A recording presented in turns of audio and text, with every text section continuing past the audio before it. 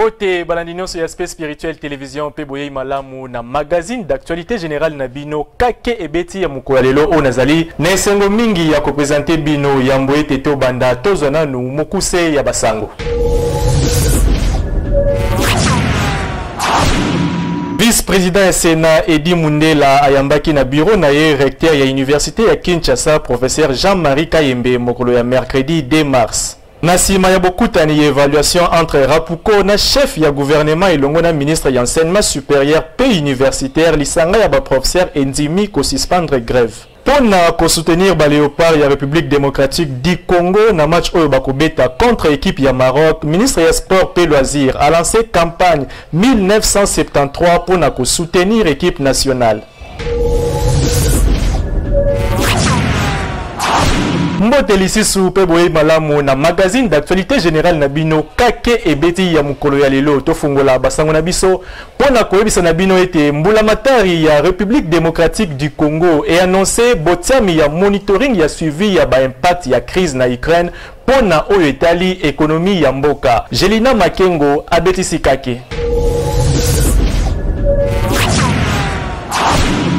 Situation internationale paix nationale la période Oyo et Kendaki du 9 au 28 février 2022 de Ezalaki na centre ya réunion ya comité ya conjoncture économique Oyo Ezalaki présidé na chef ya gouvernement Jean-Michel Sama Lukonde et bimaki na séance de travail yango que ba opération militaire na Ukraine eza na impact likolo ya ba marché internationaux surtout na Oyo etali ba prix ya ba produits énergétiques. Na niveau national, situation est sous contrôle malgré impact négatif ya hausse ya ba prix énergétique. Ba rencontre diplomatique ya Souka et Salemaki na kati ya Mboka, suppression ya prélèvement ya taxe RAM, pe ba réserve ezalaki passé en revue na réunion ya comité de conjoncture économique.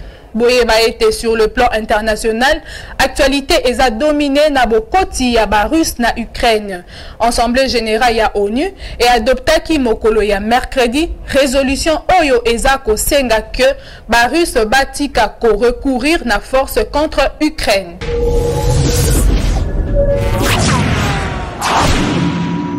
Mokonzi ya délégation syndicale ya Société Congolaise ya Transport pe ya Port SCTP na mokuse ya province ya Congo Central azana prison ya Matadi Wuta mokolo ya lundi 28 février.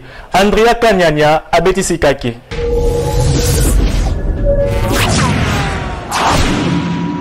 Emmanuel Matondo azomaki loboko na kati ya Saki na kobimaka na ndenge ya moyibi na ba installation ya port international ya Matadi. Conteneur ezalaki pamba kasi ezalaki na mutuka na kati ya état congolais importé août 2018. Emmanuel Matondo azalaki penza na qualité na yete ya président ya délégation syndicale. Ezali na musala ya justice esala musala na yango pona kopanza réseau ya ba malfaiteur oyo basalaka na international ya Matadi. Boye ba ete moko ya ba membre ya délégation syndicale ya SCP ex Onatra Matadi nde a confirmé ki bokangami oyo.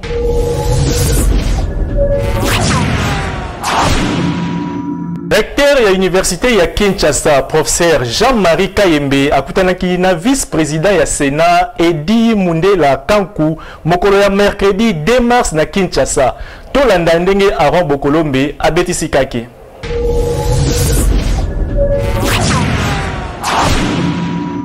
Na Congo ya titulaire na ye Modeste Batulukwebo, premier vice-président ya Sénat, na Congo ya Edi Mundela Kanku, asololaki na professeur Jean-Marie Kayembe, recteur ya université ya Kinshasa Unikin na mokuse na mokolo ya mercredi 2 mars oileki. Recteur ya Unikin azalaki porteur ya milelo na bango oyo ezali kosenga lisungi ya ba condunyance ya mboka.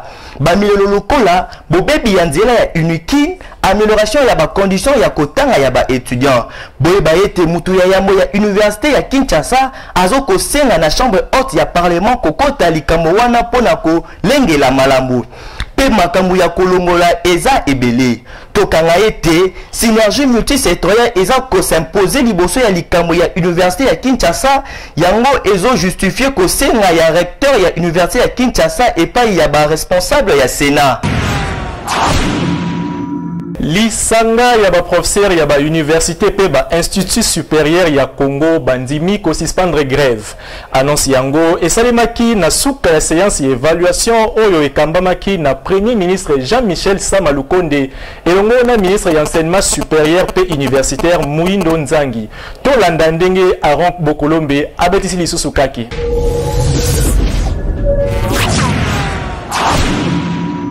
Communiqué de presse Oyo Izalaki publié, professeur Rodolphe Iyolo a informé la communauté académique que Nasuka y a beaucoup d'années évaluation entre Rapuko na chef y a gouvernement et le ministre et enseignement supérieur P universitaire compromis et Zoamaki. En tant que syndicaliste, Qui grève Wuta Mokolo il y a le 5 janvier 2022 qui ne le 2 mars. Mikolo eleki ebele batangisi bavandaki na banda coupé na ba étudiant nyonso ba oyo baza na makoki ya kozonga na classe ba koki kozonga pona kotanga ba sanzami bale oyo eleki penza eza pasité pambate lolenge ya ko rattraper nde eza mutuya oyo ba ete lisanga ya ba professeur ya ba université pe ba institution supérieure ya Congo bandimi principe ya ko suspendre grève.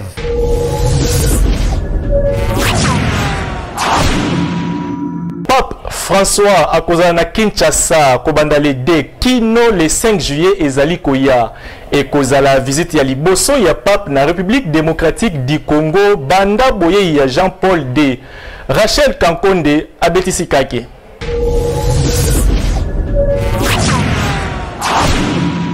Boye ya Pape François awa na Kinshasa et causa la mokolo ya le 2 kino le 5 juillet.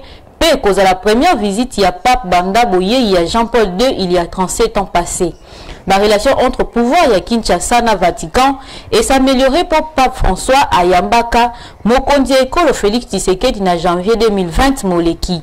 Visite oyo ya Pape ezalaka prévu entre juillet et août 2017 kasi ezalaka reporté pona koboya manipulation politique oyo ekokaki kokabula mboka. Esengeli boye bakeli kambo oyo ezokabula église na Kinshasa ezali maponami. Ba catholique oyo ba panzaki mission et observation ya maponami na décembre 2018 ba boya ki résultat ya cour constitutionnelle na kolobaka ke ezo correspondre te na vérité des urnes.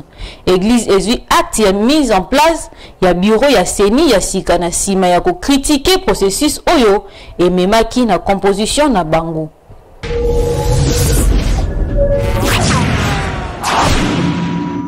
Ba ressortissant ya mboka Nigeria oyo bakimaki Ukraine pona bamboka misusu na sima ya bokoti ya bamapinga risque kuna na Ukraine basilaki kozonga na Nigeria mokolo ya jeudi 3 mars. Rachel Kamponde abetisi kake.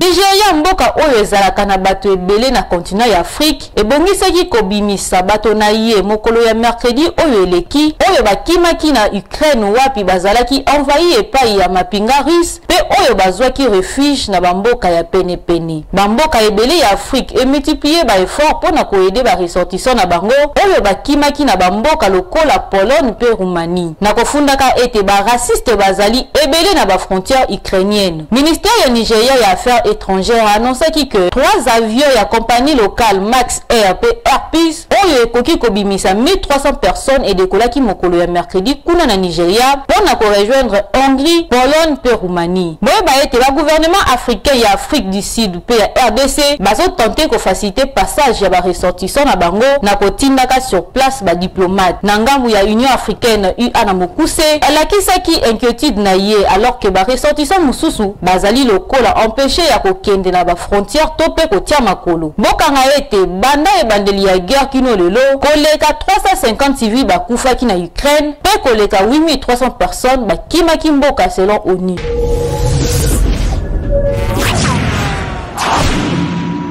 Tosuki sa basango na biso pona koyesa na bino ete ministre ya sport pe loisir Serge Konde asili ko lancer campagne na kombo 1973 pona kosangisa ba congolais na tina ya ba léopard na biso pona cadre ya 2 matchs ya barrage ya ba éliminatoire ya Coupe du Monde Qatar 2022 oyo ekobetama entre République démocratique du Congo na équipe ya Maroc.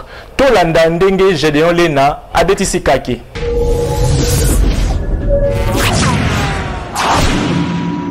Na cadre ba match mibale ya barrage éliminatoire ya Coupe du Monde Qatar 2022 oyo komona ba Léopard ya RDC kondongwana na équipe ya Maroc. Mokonzi ya ministère ya sport Serge Condé na ndakisa to na nzela ya mokonzi ya ekolo Félix Antoine Tshisekedi Tshilombo alansaki bongo campagne nationale ya 360 degrés ozali pona ko soutenir ba Léopard ya RDC. Campagne yango oyo bapesi yango kombo 1973 oyo babakisi lisusu na slogan Fimbu Tina Kata yango nde babengisi ba Congolais nyonso ya kosangana na sima ya ba Léopard na tina ya komotive bango pamba ete RDC ekoka kobeta Coupe du Monde oyo na Qatar.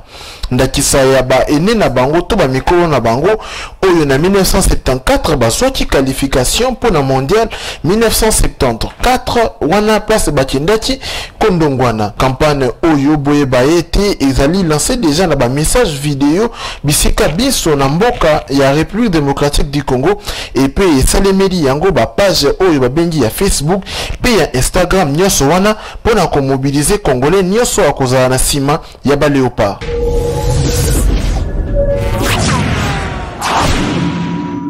Basango oyo nde tosukisi basango na biso ya mokolo ya lelo kasi ya mbwe ete tokabwana tozwa nanu rappel des titres.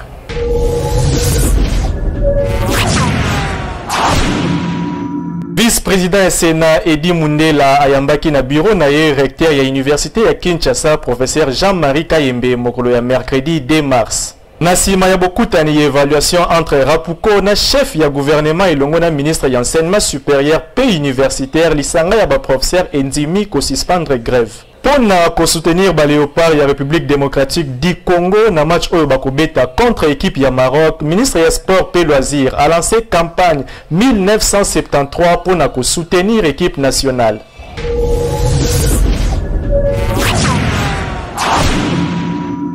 Tokomi na suka ya magazine d'actualité na biso kake ebeti ya mukolo ya lelo tika ete kimia ya tata Nzambe ezala o mabota na bino ngana bino tokutani mikolo ezali koya soki Nzambe azongite.